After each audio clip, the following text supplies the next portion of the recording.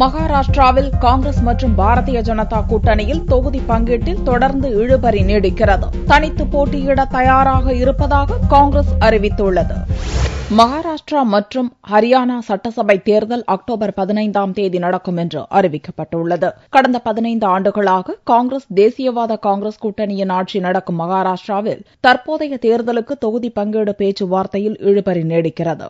288 தொகுதிகளில் சரிபாதி தொகுதியை சரத்பவாரின் தேசியவாத காங்கிரஸ் வலியுறுத்துவதால் சிக்கல் ஏற்பட்டுள்ளது. இருப்பினும் வேட்பாளர்களை இறுதி செய்வதற்காக காங்கிரஸ் கட்சியின் தேர்தல் குழு கூட்டம் டெல்லியில் சோனியா வீட்டில் கூடியது.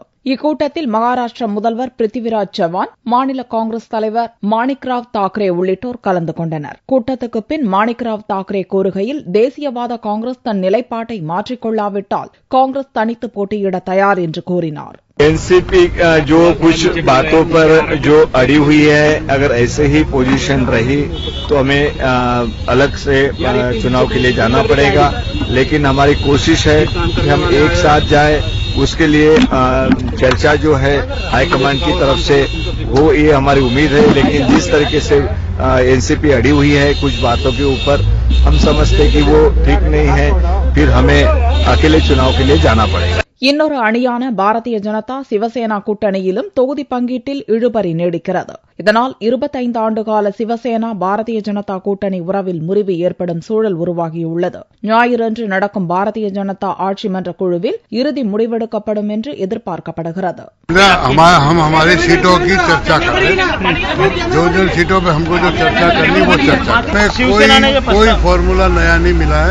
कल बैठक के बाद ये तय हुआ था कि हम सूचना करेंगे, कब बैठना है. अभी तक कोई सूचना हमारे पास कह रहा हूँ ना, हमें अभी कोई प्रस्ताव नहीं मिला. हम हमारी सीट सहयोगी पार्टियों जिनको बात करनी वो बात करेंगे, लेकिन हम हमारी सीटों का निर्णय करेंगे. क्यों कि कल दिल्ली में पार्लियामेंट बोर्ड है, हम हमारी सूची लेके कल दिल्ली जाएंगे. இதனிடையே மகாராஷ்டிர சட்டசபை தேர்தலுக்கான அறிவிக்கையை மாநில தேர்தல் ஆணையம் வெளியிட்டுள்ளதன் மூலம் சனிக்கிழமையன்று வேட்புமனு தாக்கலுடன் தேர்தல் நடைமுறைகள் துவங்கியுள்ளன.